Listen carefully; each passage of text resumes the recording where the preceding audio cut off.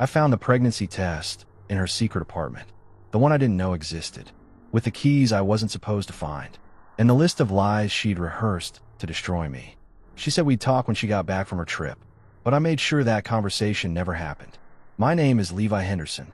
I'm 41 years old, and I used to think I had it all figured out. A thriving e-commerce store selling handcrafted jewelry, candles, and home decor that pulled in about $450,000 a year. A beautiful wife who seemed to love what we'd built together. A modest house in Portland with a garden Natalie spent hours tending. I thought we were solid. Turns out, I was the only one who believed that. It started small, little things that didn't quite add up. She'd get texts at dinner, and her whole body would tense up before she'd casually flip the phone face down. She started taking calls in the garage, claiming it was supplier negotiations that required quiet. She began traveling more for product sourcing trips, even though we'd always handled that together. When I'd offer to come along, she'd wave me off with some excuse about needing solo time to think creatively. I'm not proud to admit it, but I ignored every single red flag. I told myself she was stressed about the business expansion we'd been planning. I convinced myself that after 11 years, we'd just settled into a comfortable rhythm where we each needed our own space. I made excuses because the alternative was too painful to consider. Then came the trip. Last Tuesday, Natalie announced she was flying to Santa Fe for a 4-day artisan retreat. She said it was last minute, that one of her supplier contacts had gotten her a spot, and that it would really help inspire our fall product line. She kissed me goodbye at 4:30 p.m., told me she loved me, and said we'd talk when she got back about some things that had been on her mind. "We'll talk when I get back," Natalie said, standing by the door with her carry-on. "I think we need to have a real conversation about us, about where we're going." Those words should have terrified me. Instead, I just nodded like an idiot and asked if she had her phone charger. Her flight was scheduled to depart at 6:15 p.m. By 6:30, I was standing in our bedroom, staring at that locked drawer. I don't know what possessed me to look. Maybe it was the way she'd hesitated before leaving, like she wanted to say something else but thought better of it. Maybe it was the guilt I'd seen flash across her face when I'd hug her goodbye. I found the key in her jewelry box, tucked inside a velvet pouch I'd given her for our 10th anniversary. My hand was shaking as I unlocked the drawer. Inside, I found a different life, one that didn't include me. 2 sets of keys attached to a keychain that read Riverside Lofts Unit 8B. A debit card I'd never seen before, attached to an account statement showing transactions I knew nothing about. Receipts from restaurants and cities she'd never mentioned visiting. And then, the papers. The first document was titled Things to Remember, Final Conversation. It was Natalie's handwriting, neat and methodical as always. Tell him it's about personal growth, not about him. Mention the retreat as a turning point for clarity. Stay calm, compassionate but firm. Don't bring up Kyle unless he asks directly. Frame it as mutual. We've both changed. Have the apartment lease ready to show I'm serious. Kyle. The name hit me like a fist to the gut. I kept reading, finding printed emails between Natalie and someone named Kyle Richards. The messages went back 18 months. 18 months of, "I can't wait to see you again," and "He doesn't understand me like you do," and "Just a few more months and we can stop hiding." There were photos printed out and stored in a manila envelope. Natalie and Kyle on a beach I didn't recognize. Natalie and Kyle at a candlelit dinner. Natalie and Kyle in front of the Riverside Lofts, her head on his shoulder, both of them smiling like they'd just won the lottery. The last document was a consultation agreement with a divorce attorney dated 3 weeks ago. She'd already mapped out how to divide our business assets, which products she'd claim as her designs, and which shared accounts she planned to drain before filing.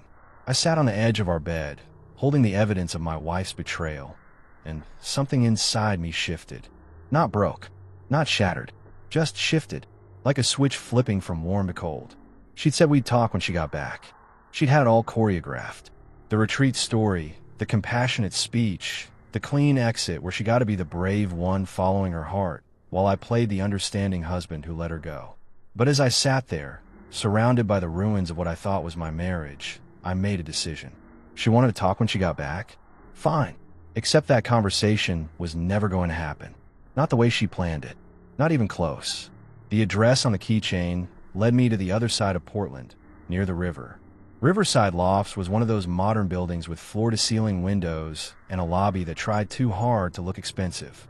I sat in my truck across the street for 10 minutes, just staring at the entrance, the keys heavy in my palm. Unit 8B was on the 3rd floor. I took the elevator up, my heartbeat loud in my ears. When I unlocked the door and stepped inside, I felt like I'd walked into someone else's life. Because I had. The apartment was small, but furnished with care. A gray couch I'd never seen before. Throw pillows that match curtains Natalie must have picked out. On the kitchen counter sat 2 coffee mugs, one with a large K printed on it, the other with like some twisted couple's gift set. I walked through slowly, taking it all in. The bedroom made my stomach turn.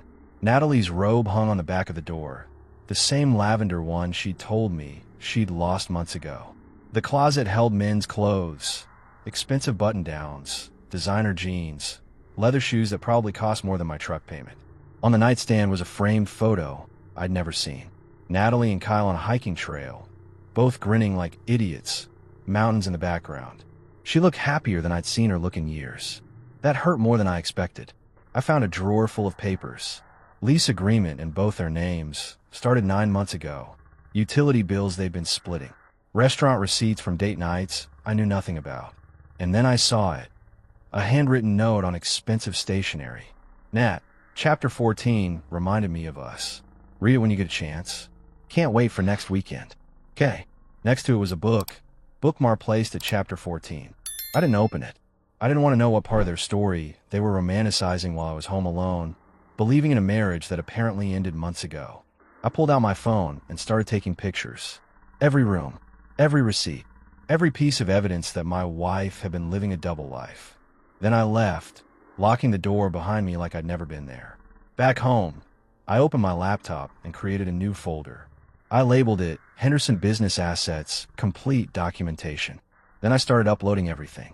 Photos from the apartment, screenshots of the emails I'd found, bank statements showing joint account withdrawals I could now trace to this secret life.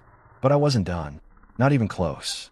I called Rachel Moore, Natalie's older sister. We'd never been particularly close. Rachel had always seemed a bit skeptical of our marriage, like she could see cracks I was too blind to notice. Now I understood why. Levi, Rachel answered, surprise in her voice. It was past 10 p.m. I need to ask you something, I said, keeping my voice steady. And I need you to be honest with me. There was a long pause. Then Rachel sighed, and I knew. She knew something. It's Kyle, isn't it? Rachel said quietly. Those 3 words confirmed everything. How long have you known? I asked Rachel, my voice flat. Rachel was quiet for a moment. I could hear her breathing on the other end of the line, choosing her words carefully. About Kyle specifically? Maybe 6 months, she finally said. But I knew something was wrong before that. Natalie would stay with me sometimes after her trips. She'd say she needed to decompress before coming home to you. I didn't push because I thought maybe you two were having normal marriage problems. Normal marriage problems. Like I was part of the issue. Like this was something we'd both contributed to. She'd talk about him. I asked. Not directly, but she'd be on her phone constantly, smiling at texts. One time her screen lit up, and I saw a message preview. It said, "Can't wait to wake up next to you every morning." That's when I knew. And you didn't think to tell me? Rachel sighed. Levi, I'm sorry. I really am. But she's my sister. I thought maybe it was just a phase, that she'd come to her senses. And honestly, I was scared that if I told you and I was wrong, it would destroy your marriage for nothing. Well, it's destroyed anyway, I said. She's been planning this for months. Maybe longer. I told Rachel about the apartment, the divorce lawyer, the detailed notes about how to break the news to me like I was a child who needed careful handling. Rachel listened without interrupting, and when I finished, she was silent for a long moment. What are you going to do? Rachel asked quietly. I don't know yet, I said, but I'm not going to sit around and wait for her to come home and read me her script. Levi, listen to me. I know you're hurt. You have every right to be. But don't do anything you'll regret. Don't let anger make you into someone you're not. I'm not angry, I said, and I meant it. I'm just done being the guy who doesn't see what's right in front of him. After I hung up with Rachel, I sat at our dining room table and made a list. Not an emotional one, a practical one. Everything I needed to do before Natalie's flight landed in 4 days. First, I called our business bank and initiated a transfer. Half of everything in our joint account moved to a new account I opened in my name only. It wasn't theft. It was protection. If Natalie had been siphoning money to fund her secret life with Kyle, I needed to make sure there was something left to fight for. Second, I gathered every document related to our business. Articles of incorporation showing I'd founded the company 2 years before we got married. Tax returns proving I'd invested my inheritance from my father into the startup capital. Design patents filed under my name for our best-selling jewelry pieces. Natalie had contributed, sure, but legally, I could prove this business existed because of me. Third, I went back to the apartment. This time I wasn't just looking. I was collecting. I found a stack of greeting cards Kyle had given Natalie over the past year. Birthday cards, Valentine's cards, an anniversary card celebrating 1 year of us. I took photos of everything, then I took one of the cards itself. Evidence. In a bathroom, I found something that made my blood run cold. A positive pregnancy test, tucked in the cabinet behind bottles of lotion and face cream. The date on the box said it was purchased 3 weeks ago. Natalie was pregnant, or had been. I tried to remember the last time we'd been intimate. It had been over a month, maybe closer to 6 weeks, which meant if she was pregnant, it wasn't mine. Monday morning, I walked into the office of Patricia Brennan, the best divorce attorney in Portland according to 3 different Google searches and 2 referrals from guys at my gym who'd been through it. Patricia was in her mid-50s, sharp-eyed, with silver hair pulled back in a tight bun. She looked like someone who didn't waste time on sympathy, which was exactly what I needed. "Mr. Henderson," she said, shaking my hand firmly. "I understand you have a situation." "That's one way to put it," I said. I laid out everything. The locked drawer, the secret apartment, the emails the divorce attorney Natalie had already consulted. I showed her the photos on my phone, the financial records, the pregnancy test. Patricia took notes without comment, her expression never changing. When I finished, she set down her pen and looked at me directly. "Your wife has been planning this for a while," Patricia said. "The fact that she consulted an attorney 3 weeks ago means she's serious. But here's the good news. She hasn't filed yet. That gives us an advantage." "What kind of advantage?" "You file first. Today, we request immediate temporary orders for the business assets, claim financial misconduct, and petition for exclusive use of the marital home. By the time she lands from her trip, she'll be served." "Can we do that?" "We can," Patricia said. "And we should. From what you've shown me, your wife has been systematically preparing to position herself as the victim and you as the problem. We flip that narrative before she has a chance to control it." I thought about Natalie's list, her careful instructions about staying calm, being compassionate but firm. She'd been planning to manage me like a business transaction. "Do it," I said. Patricia nodded. "I'll need you to sign some documents. We'll also need to discuss your business. You said it's jointly owned." "Yes, but I started it before we got married. I have documentation." "Good. We'll argue for separate property status. Oregon is an equitable distribution state, not community property, so we have flexibility. But the stronger your documentation, the better." We spent the next 2 hours going through paperwork. I signed forms, provided bank statements, handed over copies of everything I'd found. By the time I left Patricia's office, divorce papers were being prepared and would be filed by end of business day.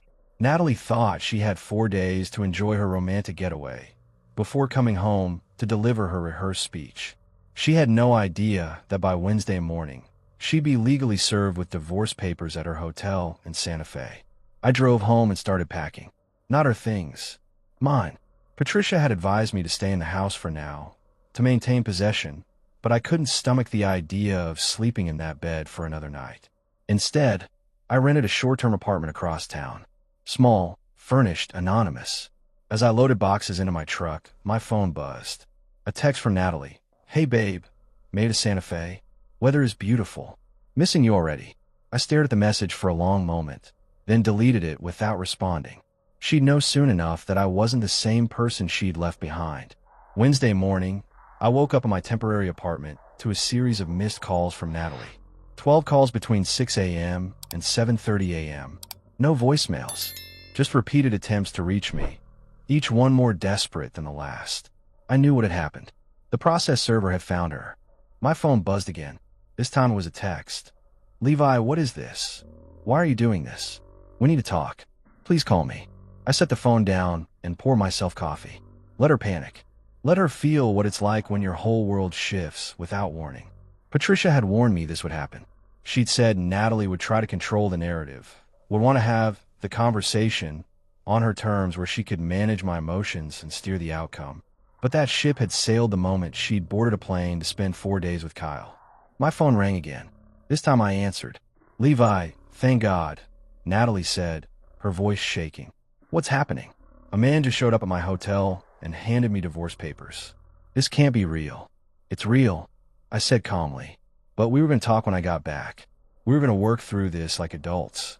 "No, Natalie. You were going to talk. You were going to read me a script you'd written with your lawyer about personal growth and mutual change. But I found your notes. I know exactly what you had planned." Silence. Then her voice changed, became harder. "You went through my things. I found your locked drawer. The one with keys to an apartment I didn't know we had. The one with your divorce strategy all mapped out." "Levi, you don't understand." "I understand perfectly," I interrupted. "You've been planning this for months. You consulted a lawyer 3 weeks ago. You've been living in a secret apartment with Kyle Richards for 9 months. Don't insult me by pretending this is sudden." Another silence. When she spoke again, her tone had shifted to something calculating. "If you just waited, we could have handled this civilly. Now you've made everything complicated." "I made it complicated. You're pregnant with another man's child, Natalie." I heard her breath catch. "How did you?" "I found a test. In the apartment. Your apartment with Kyle. So tell me, were you planning to pass that baby off as mine? Or were you going to drop that bomb during your compassionate speech?" "It's not what you think," she said quietly. "It never is. But here's what I know. I filed first. I have documentation of your affair. I have proof you were planning to claim our business as primarily yours when you knew I started it, before we married. I have everything, Natalie. So whatever story you were planning to tell, it's too late." "You're making a mistake," she said, her voice cold now. "You think you're being smart, but you're just making this harder on yourself. We'll see. Enjoy the rest of your trip with Kyle." I hung up before she could respond. What Natalie didn't know was that I'd done more than just file papers. I'd installed tracking software on our business laptop before she'd left, the one she always traveled with. I could see every keystroke, every email, every website she visited. And over the past 3 days, I'd watched her send 23 emails to Kyle. I'd seen her Google search how to fight a surprise divorce filing in Oregon. I'd watched her compose and delete 4 different messages to our business partners, trying to figure out how to spin this situation. She was scrambling. Good. But my phone buzzed with a new message, this time from an unknown number. "This is Kyle. We need to talk. What you're doing to Natalie is wrong. Back off." I stared at the message for a moment, then typed back. "Tell me, Kyle, does your wife know where you've been spending your weekends?" 3 dots appeared, then disappeared. No response came. By Thursday afternoon, the news had spread. In the small world of Portland's artisan business community, word traveled fast. Natalie and I had been fixtures at craft fairs and vendor markets for years. People knew us as the couple who'd built something together. Now, they were learning the truth. Ashley Bennett, Natalie's closest friend and one of her business associates, called me Thursday evening. Ashley ran a boutique candle company and had been friends with Natalie since college. "Levi, I need to know what's going on," Ashley said. "Natalie called me crying, saying you blindsided her with divorce papers. But that doesn't sound like you. Did she tell you about Kyle?" I asked. Ashley went quiet. She mentioned she'd been seeing someone. She said you two had grown apart, and she'd met someone who understood her better. "She told you that?" "Yes. About 2 months ago. She said you were going to separate amicably, that you both wanted different things." "Ashley, she's been having an affair for over a year. She has a secret apartment with this guy. She's pregnant with his child, and she had a whole plan written out for how to divorce me and take most of our business. There was nothing amicable about any of it." I heard Ashley's breath catch. "She's pregnant." Was. I don't know if she still is. But she took a pregnancy test 3 weeks ago at the apartment she shares with Kyle. "Oh my God," Ashley whispered. "Levi, I had no idea. She made it sound like you'd both agreed to this, like it was mutual." "It wasn't mutual. It was calculated. And she was planning to make me look like the bad guy while she rode off into the sunset with her backup plan." Ashley was quiet for a long moment. "What are you going to do?" "I'm going to protect what's mine. The business, my reputation, my sanity. That's all I can do. After I hung up with Ashley, I pulled up the tracking software again. Natalie had cut her trip short. She'd booked a flight home for tomorrow morning instead of Sunday, and she'd been exchanging increasingly frantic emails with Kyle. In one email, Kyle had written, "Your husband contacted me. He knows about us. He's threatening to tell my business partners. This is getting out of hand." Natalie's response, "Just stay calm. He's bluffing. He won't actually do anything. He's too passive. Too passive." That's what she thought. That I'd roll over and accept whatever version of events she fed me. But I wasn't done. Not even close. I opened my laptop and drafted an email. Not to Natalie. Not to Kyle. To our business email list. The one with 4,800 subscribers who bought from our online store. The subject line read, "Important business update from Levi Henderson." The body was simple. "Dear valued customers, I want to inform you of some changes to our business structure. Due to personal circumstances, I will be taking over sole operations of Henderson Handcrafts effective immediately. My soon-to-be ex-wife will no longer be involved in product design, customer service, or business decisions. I'm committed to maintaining the quality and integrity you've come to expect from us. Thank you for your continued support. Levi." I stared at the draft for 10 minutes. It was professional, factual. It didn't air dirty laundry or make accusations. But it sent a clear message. This business was mine, and Natalie's role in it was finished. I clicked send. Within an hour, my phone started ringing. Vendors wanting to know what happened. Customers expressing support. 3 people asked if Natalie was okay. I gave the same response to everyone. It's a private matter, but the business will continue without interruption. That night, Natalie called again. This time her voice was shaking with rage. "How dare you send that email?" she shouted. "You just humiliated me in front of our entire customer base." I stated facts, I said calmly. "You're no longer part of the business. That's true, isn't it? You had no right. I had every right. It's my business, Natalie. I started it. I built it. You help, yes. But legally, it's mine. And everyone needs to know who they're dealing with going forward." She was crying now, but I felt nothing. No sympathy. No regret. "This isn't over," she said. "You think you've won, but you haven't. I'll fight you for everything." "Then fight," I said. "But you're not fighting the man you left behind. You're fighting someone who finally sees you clearly." Natalie returned to Portland on Friday evening. I knew because Rachel called me, her voice tight with concern. "Levi, Natalie just showed up at my house," Rachel said. "She's a mess. She says she had a miscarriage yesterday, and you won't even talk to her." A miscarriage. Of course. The pregnancy that may or may not have been real was now a convenient tragedy she could use to paint me as heartless. "Did she tell you the baby wasn't mine?" I asked. Rachel went quiet.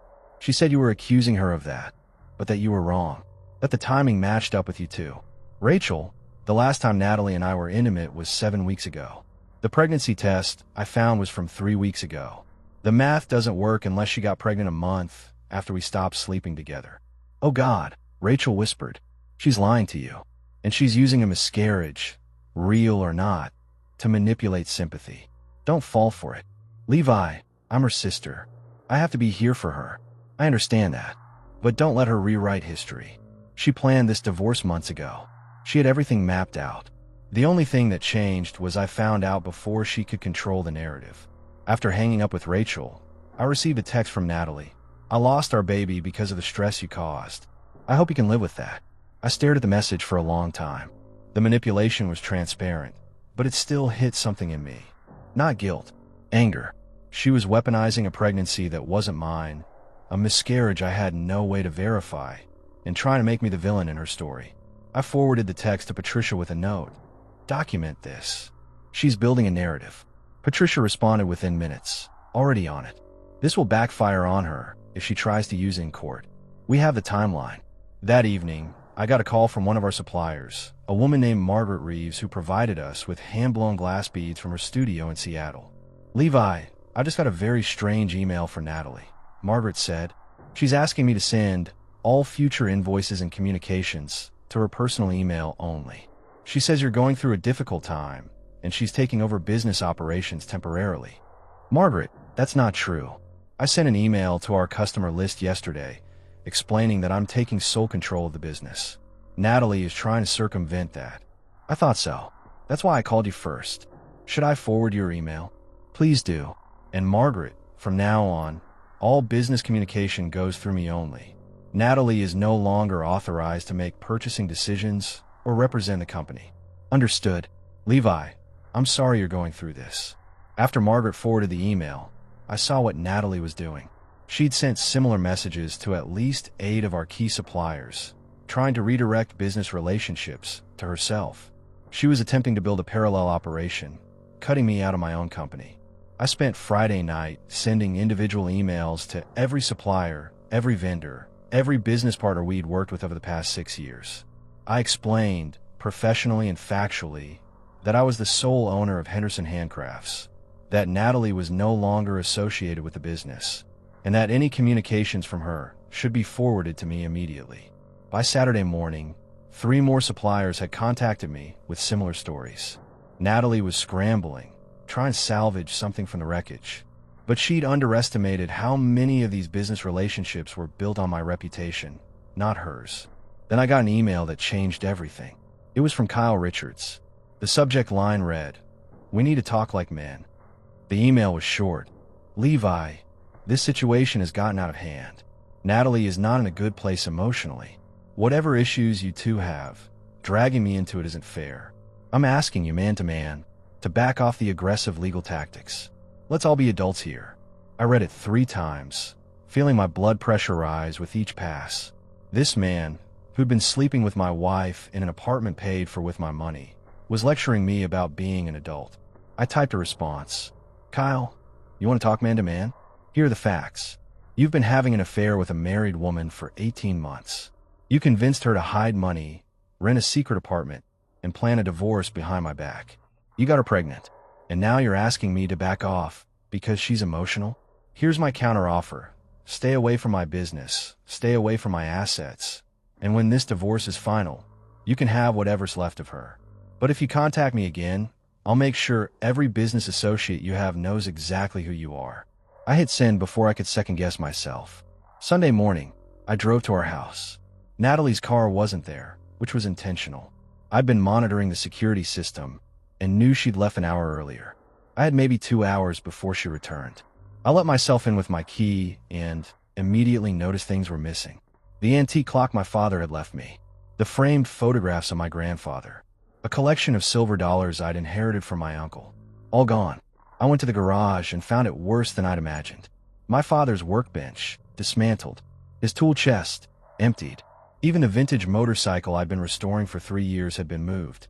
I checked the storage app on my phone and saw Natalie had rented a unit 2 days ago. She'd stolen my inheritance. Everything that had been my family's. Everything that had sentimental value beyond money. She'd taken and hidden away. It wasn't about the items themselves. It was about hurting me. I called Patricia immediately. "She's taken items that aren't marital property," I said. "Family heirlooms. Things I inherited before we were married. Do you have documentation proving they were yours before the marriage?" Patricia asked. "Yes. Photos, insurance appraisals, estate document from my father's will." "Good.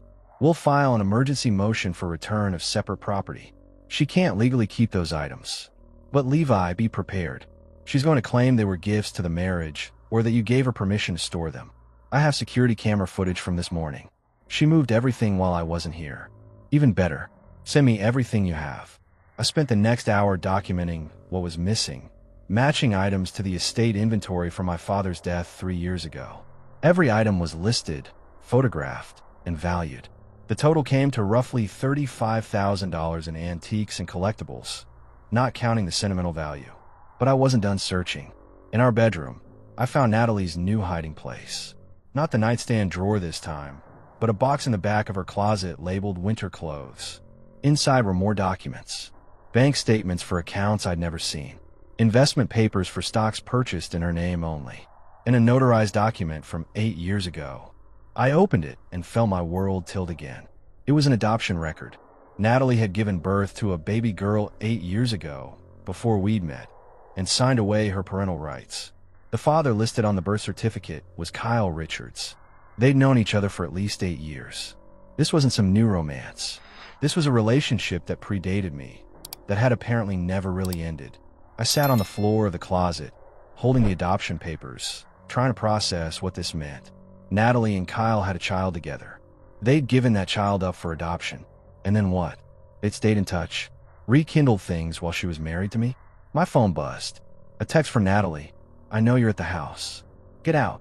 You have no right to be there anymore. She was watching. Probably had someone driving by.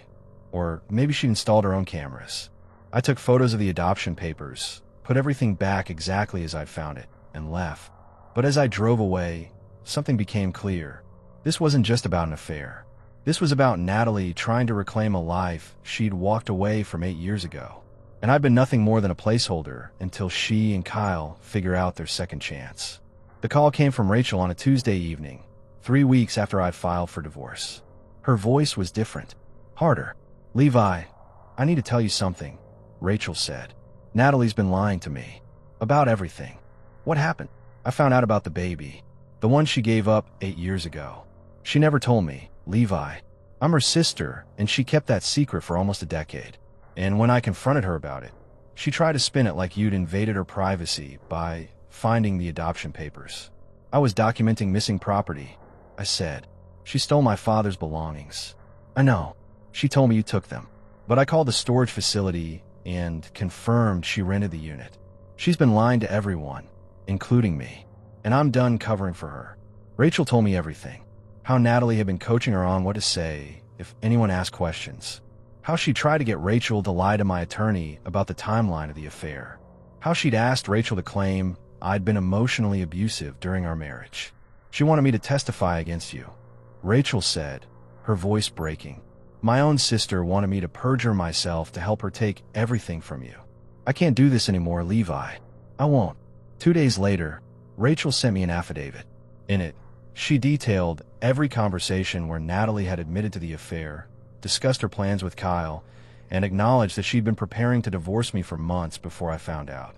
Rachel also confirmed that Natalie had told her the pregnancy wasn't mine. Patricia was thrilled. This is gold. A family member testifying against her. That destroys her credibility completely. But the real breakthrough came from an unexpected source. Kyle Richards contacted me, but not with threats this time. He wanted to meet. We met at a coffee shop in neutral territory. Kyle looked exhausted, older than his 40 years. He sat down across from me without making eye contact. I need to be honest with you, Kyle said quietly. This whole thing has gotten out of control. Natalie isn't who I thought she was. What changed your mind? She's been using me the same way she used you. I thought we were building a future together, but she's been draining my accounts too. The apartment? I paid for everything. The trips? All of my credit cards. She told me you were controlling her money, that she had nothing of her own. So I gave her access to mine. Kyle pulled out bank statements. Over 18 months, he'd spent $73,000 on Natalie. Rent, travel, jewelry, clothes. Everything. Last week, I found out she'd opened credit cards in my name, Kyle continued. She forged my signature on applications and ran up $40,000 in debt buying God knows what. When I confronted her, she said she'd tell everyone I forced her into the affair, that I manipulated her. So why tell me this? Because I'm done. And because you deserve to know she's planning something worse. She told me she's going to claim you were abusive, that you threatened her. She's building a whole false narrative to destroy you in court. Kyle handed me a flash drive. This has recordings. Conversations where she admitted the affair, talked about her plans, laughed about how easy it was to manipulate both of us. I recorded everything after I found out about the credit cards. I'm giving it to you because I need this to end. I took the flash drive, studying Kyle's face. He wasn't doing this out of guilt or morality. He was doing it for self-preservation. But his motives didn't matter. What mattered was the evidence. One more thing, Kyle said. The miscarriage? That was real. But the baby was mine. She knew it. The timing didn't match up with you. And she knew you'd figure it out eventually. That's why she wanted to frame the narrative around you causing it through stress. After Kyle left, I sat in my truck and listened to the recordings. Natalie's voice, clear and calculating, discussing how to maximize her settlement. How to paint me as unstable. How to use the miscarriage as leverage. Every word was damning. I drove straight to Patricia's office and handed her everything. The divorce took 4 months to finalize. With Rachel's affidavit, Kyle's recordings, and the mountain of evidence I collected, Natalie's attorney advised her settle. She got nothing from the business. The court ruled that Henderson Handcrafts was my separate property since I'd founded it before marriage with my own capital. Natalie received a small settlement for her design contributions, roughly $30,000, which barely covered her legal fees. The house was sold, proceeds split evenly. She had to return every item she'd stolen from my father's estate. The court also ordered her to repay $15,000 she'd taken from our joint account without authorization. Kyle never faced criminal charges for the affair, but he did face financial ruin when the credit card fraud came to light. Last I heard, he filed for bankruptcy and moved back in with his parents in Idaho. Natalie disappeared from Portland entirely. Rachel told me she'd moved to Phoenix, though they barely spoke anymore. The sister relationship had been fractured beyond repair by Natalie's lies. 8 months after filing for divorce, I stood in my new workshop, a converted warehouse space in southeast Portland. The sign above the door read, Henderson Artisan Goods, EST, 2018. I'd rebranded, refocused, and rebuilt. My customer base had grown by 30%. Apparently, people appreciated authenticity and the story of someone who'd survived betrayal and came out stronger. I didn't advertise my divorce, but word had spread through the artisan community. People respected that I'd handled it with dignity.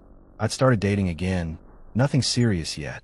A woman named Claire who owned a pottery studio had asked me to coffee twice. She was kind, straightforward, didn't play games. We took things slowly, which felt right. One afternoon, I received a letter from Natalie. It was forwarded from my old address, postmarked from Arizona. I almost threw it away without reading it, but curiosity won. The letter was 2 pages of justifications and excuses. How she felt trapped in our marriage. How Kyle had promised her a different life. How she'd made mistakes but felt I'd overreacted. She ended with, I hope someday you can forgive me for following my heart. I read it once, then fed it through the shredder in my office. Natalie wanted forgiveness. She could want. What she'd done wasn't about following her heart. It was about deception, manipulation, and greed. She tried to destroy me to build her new life, and when that failed, she wanted me to absolve her guilt. But I wasn't carrying her guilt anymore. I wasn't carrying anything of hers. I had my business. I had my peace. I had a life that was entirely mine, built on honesty and hard work. That was enough. Some evenings, when the workshop was quiet and the Portland rain drummed against the windows, I'd think about the man I'd been when Natalie left for that trip to Santa Fe. The man who believed every lie, who'd made excuses for red flags, who'd been too afraid of conflict to ask hard questions. That man was gone.